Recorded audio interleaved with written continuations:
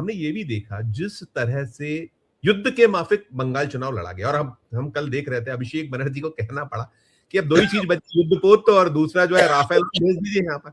और ममता बनर्जी जी ने कहा कि वो जो सीमा की जगह ऐसा लग रहा है एक पार्टी की रक्षा, तो निर्लजता और तमाम, तो इसीलिए जो कई शंकाएं हैं। और हमने कल सर ये भी देखा कि किस तरह से महिलाओं को भी वहां पिटाई की गई है, जो सेंट्रल फोर्सेस द्वारा बच्चों को भी कूटा गया दौड़ा दौड़ा के, तो जितने जो जो कर सकते थे।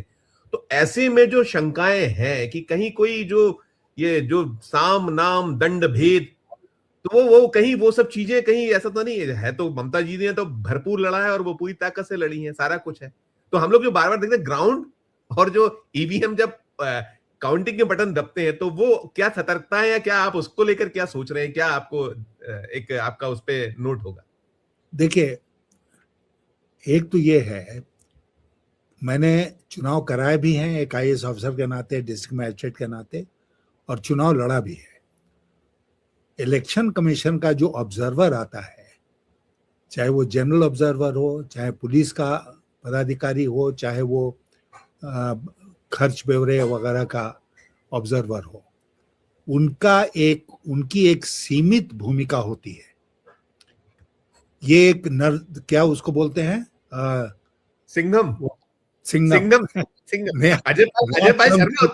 अजय पाल शर्मा उत्तर प्रदेश वाला मसला देखा ना, कैसे घूम घूम के उनके कितने वीडियोस वायरल हुए। उसको धमकी दे रहा है, कैंडिडेट टीएमसी का जो है उसको धमकी दे रहा है, और चुनाव आयोग खामोश बैठा हुआ है, बड़ा खुश हो रहा है कि सिंघम को हमने भेज दिया। हमारे यहाँ जब चुनाव होता था, यहाँ से मैं हजारीबाग से बात कर रहा हूँ आपसे, तो ऑब्जर्वर जो है वो या तो सर्किट हाउस में बैठा रहता था या निकलता था। हमको जब जरूरत होती थी कि हम ऑब्जर्वर से बात करें तो हम उससे बात करते थे। उसकी भूमिका सीमित होती है। ये नहीं है कि वो लोकल जो सुपरिंटेंडेंट पुलिस है, एसपी है, उसको रिप्लेस करके लॉ एंड ऑर्डर अपने हाथ में ले ले। जो जनरल ऑब्जर्वर है, वो जो रिटर्निंग ऑफिसर है, उसको रिप्लेस नहीं कर सकता है। लेकिन ये लोग खुलेआम सब कुछ कर रहे हैं। चुनाव आयोग तो एकदम उसने बार बार साबित कर दिया है कि हमारा एक ही हमारी भूमिका है, वो है भारतीय जनता पार्टी को जिताना। इसमें जितनी भी बेईमानी करनी पड़े हम करने को तैयार हैं, करेंगे, जो करना है कर लो। ये ज्ञानेश कुमार का एटीट्यूड रहा। तो अब क्या कीजिएगा? सुप्रीम कोर्ट में आपको न्याय नहीं मिलेगा समय पर। चुनाव आयोग पूरी तरह से बीजेपी का दफ्तर बना हुआ है। बीजेपी अथाह रिसोर्सेज के साथ चुनाव लड़ रही है। लेकिन बंगाल अलग है, और बंगाल अलग इसलिए है क्योंकि बंगाल में एक बात जो सब लोग जानते हैं वो ये है कि ममता और टीएमसी की पकड़ बूथ बूथ तक है। ग्रामीण क्षेत्रों में बीजेपी नहीं है, वैसे तो शहरी क्षेत्र में भी नहीं है। कलकत्ते की तो सारी सीटें ये लोग कोलकाता की हार गए पिछली बार, वहां पर भी नहीं है, और इसलिए कमजोर स्थिति में है। कलकत्ता और 27,000 जवान कल तैनात थे। वो जो 11-12 सीटें, 27,000, 27,000 ऑफ ये जो सेंट्रल फोर्सेस, पूरा जितना जो रचनाएं कर सकते थे करने की कोशिश की गई। तो ये हुआ ना कि इसका मतलब कि युद्ध लड़ा जा रहा, चुनाव नहीं हो रहा था। और शायद ये अभिषेक बनर्जी ने कहा it is not an election, it's war. Yes sir, युद्ध हो रहा है। राफेल और उसके कहने कि राफेल और युद्धपोत और भेज दीजिए, यही कहा था उन्होंने, कल कहा था, ये बयान था उनका। नहीं सर, इसमें मैं एक आध सवाल दूसरा पूछूं उसके पहले, जैसे आपने कहा, आप जैसे कि जो इलेक्शन कमीशन ऑफ इंडिया का जो रोल है, अभी आप देखिए कि 2 बार कोशिश हुई कि उनके खिलाफ अविश्वास प्रस्ताव मंजूर नहीं होता है। दूसरा, हमने बड़ा एक मसला मामला देखा कि वो दल नहीं विलय उसका होता है, उसके 7 सांसद राज्यसभा के निकलते। शायद आपने इतना लंबा आपका अनुभव है, दीर्घ अनुभव है, एक टिप्पणी उसमें भी सोचता हूं कि ली ही जाए आपसे, कि 7 राज्यसभा सांसद वो अपने दल को छोड़ते हैं और विलय कर देते हैं अपने स्वयंभू तरीके से, और उनको मान्यता दे दी जाती है रातों रात, बिल्कुल बिना देर किए। ये क्या हो रहा है, कैसा है ये, क्या लोकतंत्र, कैसी ये पूरी व्यवस्था क्या है? इस पे एक जरूर आप टिप्पणी प्लीज कीजिएगा। देखिए, वस्तु स्थिति ये है संजीव जी कि जितनी भी संस्थाएं हैं जो प्रजातंत्र की रक्षा के लिए बनाई गई हैं, कि ये कुछ भी हो, ये प्रजातंत्र की रक्षा करेंगी, ऐसी सब संस्थाएं कॉम्प्रोमाइज हो गई है। तो हमारे जो उपराष्ट्रपति महोदय, जो राज्यसभा के अध्यक्ष भी हैं, सभापति हैं, वो भी एक पार्टी के मेंबर के नाते काम कर रहे हैं वहां पर। मैं आपको बताऊं कि क्या आप में आम आदमी पार्टी जो है उसमें विघटन हुआ है? वही वही वही वही आम आदमी पार्टी कब ब्रेकअप हुई? ये जो है कि राज्यसभा के 2/3 मेंबर चले गए, ये अपने आप में मेरा मानना है कि नाकाफी है। ब्रेकअप होना चाहिए, स्प्लिट होना चाहिए मेन पार्टी में। यस सर, और anti main defection law, party में, एंटी डिफेक्शन लॉ तो यही कहता है ना, यही कहता है ना। हाँ, और मेन पार्टी में बिल्कुल बाकायदा कन्वेंशन होना चाहिए। जो लोग स्प्लिट करना चाहते हैं उनका वहां पर बाकायदे प्रस्ताव पारित होना चाहिए कि भाई मेन पार्टी स्प्लिट कर रही है, उसमें इतने सांसद, इतने विधायक हैं देश भर में, और तब इस पर फैसला होगा जो भी उसका अथॉरिटी है। यहाँ तो रातों रात, जैसा आपने कहा, वो टूटे और भारतीय जनता पार्टी में चले गए और उपराष्ट्रपति महोदय ने उनको स्वीकार कर लिया कि हाँ वो भाजपा के अब सदस्य बन गए।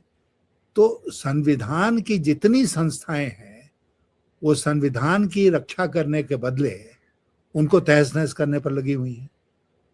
इसीलिए देश में जो एक प्रजातंत्र खतरे में है करके आंदोलन करते हैं कुछ लोग, वो सही करते हैं ना, क्योंकि ऐसा हो रहा है कि जब प्रजातंत्र के रक्षक संस्थाएं जो हैं वही भक्षक बन जाएंगे तो प्रजातंत्र बचेगा कैसे? यही तो।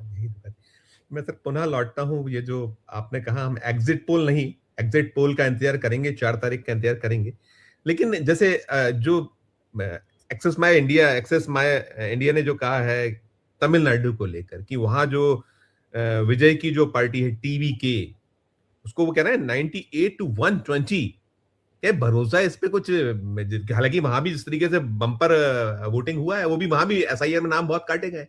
कुछ आपके सोर्सेस या आपके जो पास फीडबैक्स किस तरह के हैं? क्या जैसे आपने बताया कि बंगाल को लेकर आपके पास, तो वहां को लेकर कुछ है तमिलनाडु को? बाकी आगे भी पूछता हूँ।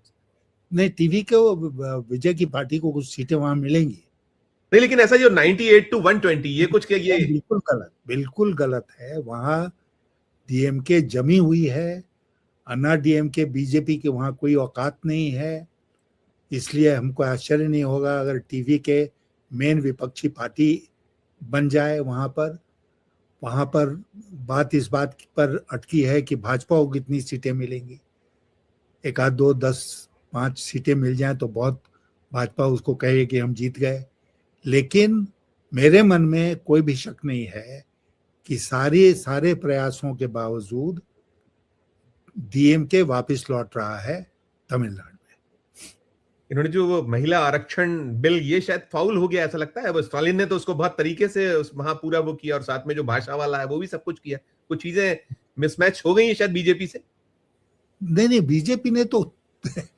बीजेपी ने महिला आरक्षण विधेयक 2023 में पास हो गया था जी कि 544 या 543 सीट्स का 1/3 रिजर्व होगा। जी।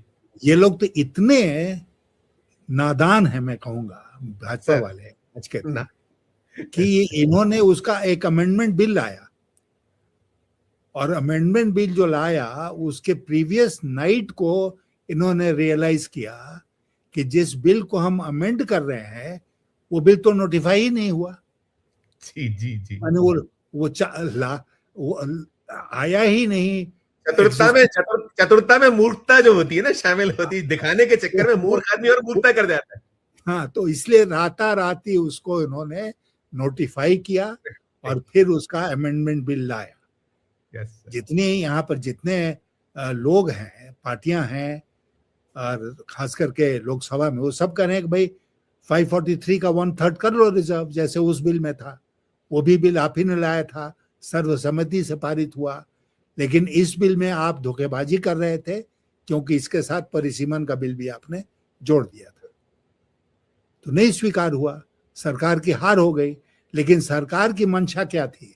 सरकार की मंशा ये थी कि हम हारेंगे, वो जानते थे, लेकिन उसके बावजूद ये बिल लाए, और उस समय लाए जबकि राज्यों के चुनाव हो रहे थे, ये सोचकर कि इनके पास जो गोदी मीडिया है और प्रचार के तंत्र हैं, उसके माध्यम से ये जनता को प्रभावित कर देंगे, कन्विंस कर देंगे कि विपक्षी दल जो हैं वो महिला विरोधी है। इन्होंने कोशिश बहुत की, लेकिन इनकी चली नहीं, क्योंकि लोग सच्चाई जान गए थे, तमिलनाडु में भी और बंगाल में भी।